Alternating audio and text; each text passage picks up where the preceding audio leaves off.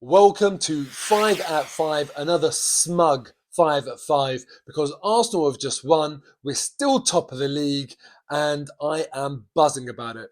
One thing I want to say, thank you to the thousands of you that watched my match reaction after the game yesterday. I've pinned that in the comments below if you haven't already watched it. And thank you to the hundreds that actually subscribed to the channel yesterday.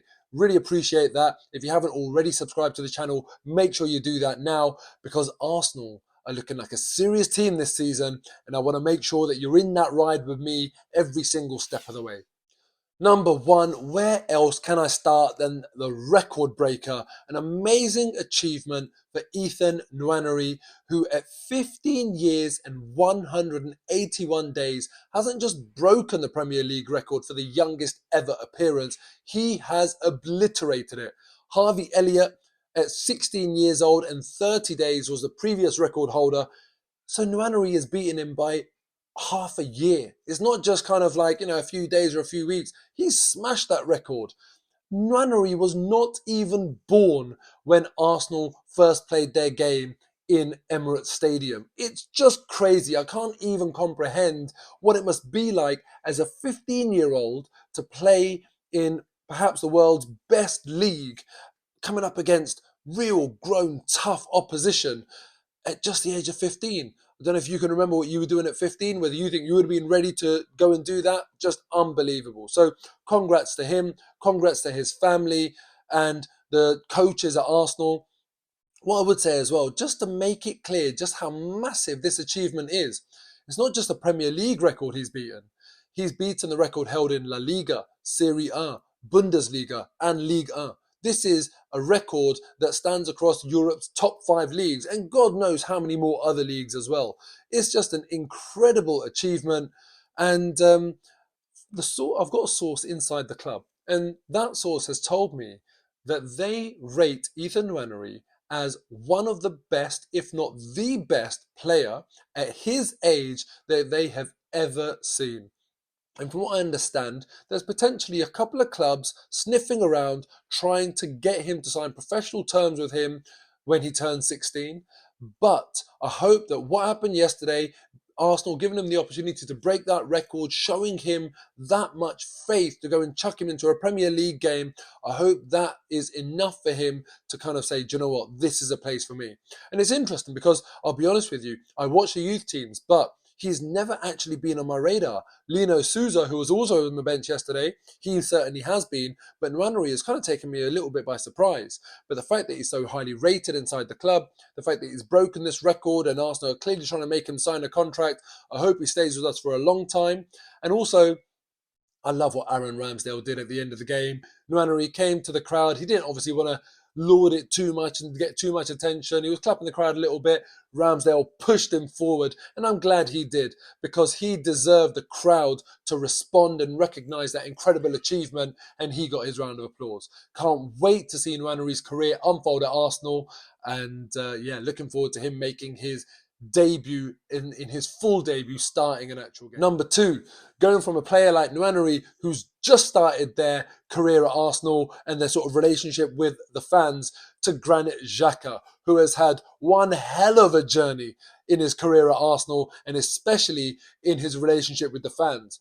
But yesterday, I know there have been other occasions where Arsenal fans have clapped for Xhaka and sort of change the script of what we thought was going to happen when Xhaka was, mouthing off to the fans on that fateful day that we all remember.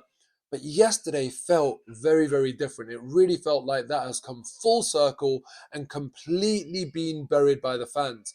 Like there's no memory of that at all. And you know what? Granit Xhaka has obviously done good work to get the fans to that place, but I think also the fans deserve a lot of credit for that. Personally, I still think about that day when I see Granit Xhaka. That's still on my mind. It's a testament to the vast, vast majority of fans that have been able to forgive and forget, sing his name and properly back him. There would have been other fan bases that would have been a lot more toxic and that would never have forgiven that. But because Granit Xhaka has cut out those silly errors, Mikel Arteta deserves praise as well, because he's deploying him in a role in an area of the pitch where he's less susceptible to making silly mistakes that the fans would sort of get fed up of. He's using Granit Xhaka in a better way. Xhaka's also responded, hasn't been unprofessional about it, even though there was that talk about him moving to Roma. When that didn't materialise, he's just buckled down and got on with his job. He's been a good professional about it, and the fans have responded in turn. All in all, I'm very, very happy, because as long as anyone is wearing that shirt, all I want is for them to do the job to the best of their ability. Why would I want someone to fail and go and get some other new guy? I'd rather the people in the club at that moment in time go and do the business. And that's exactly what Granit Xhaka is doing.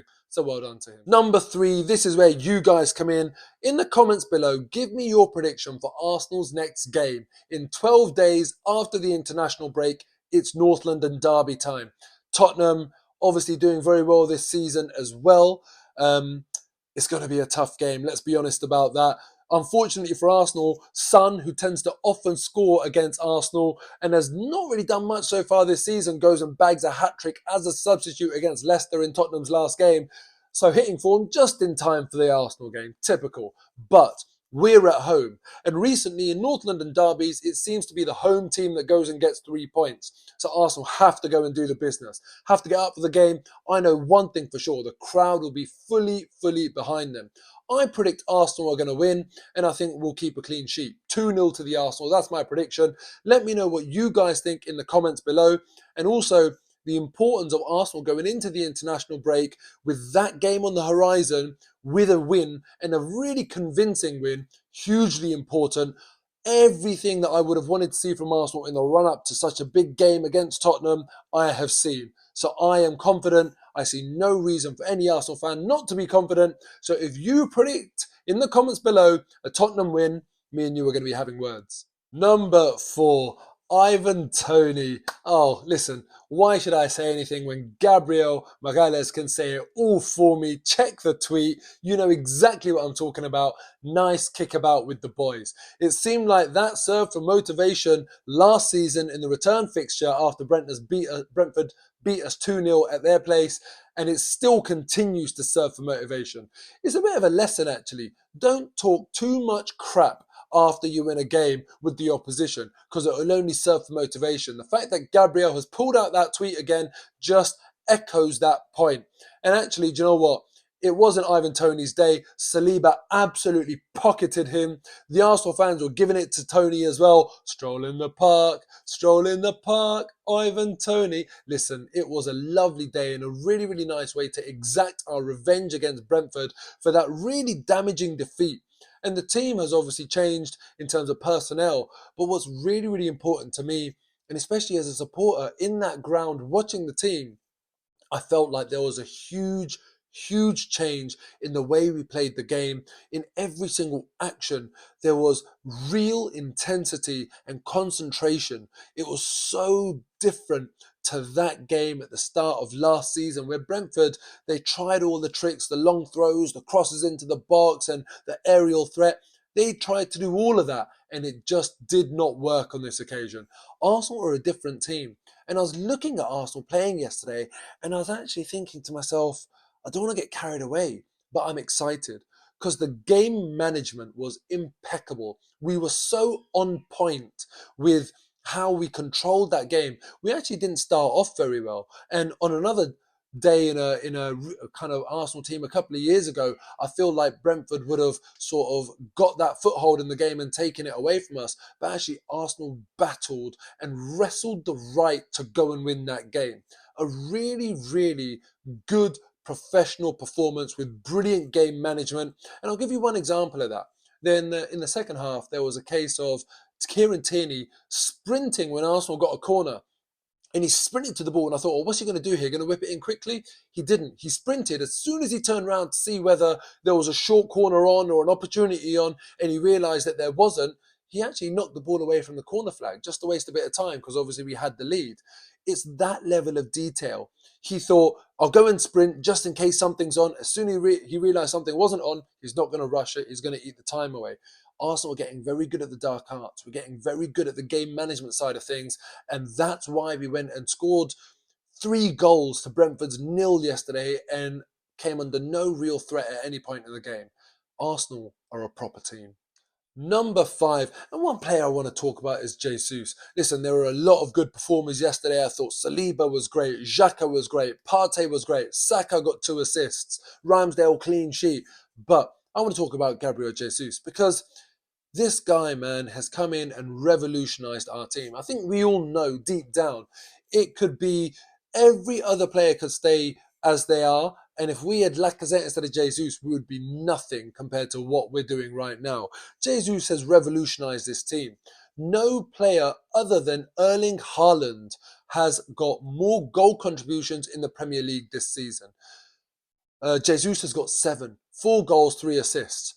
But the other concern for me is that in just 7 games, yeah, he's got 4 goals. He's also got 4 yellow cards. And now Tottenham up next. Thankfully, he's not suspended for that game. But if he gets a yellow card in the Tottenham game, he's suspended for Liverpool away.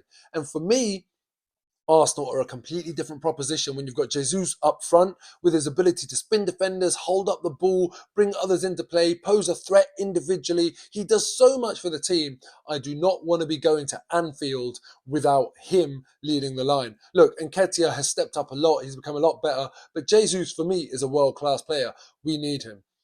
He needs to make sure he doesn't get a yellow card. After that, we've got Leeds as well. I don't want him missing that game away from home. There's Nottingham Forest coming in the not too distant future.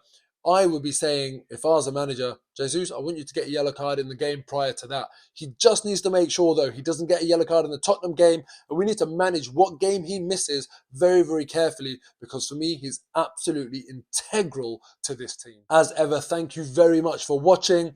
Please subscribe if you haven't already, and I'll see you after the international break for that huge fixture against Tottenham, which is a must-win game for Arsenal.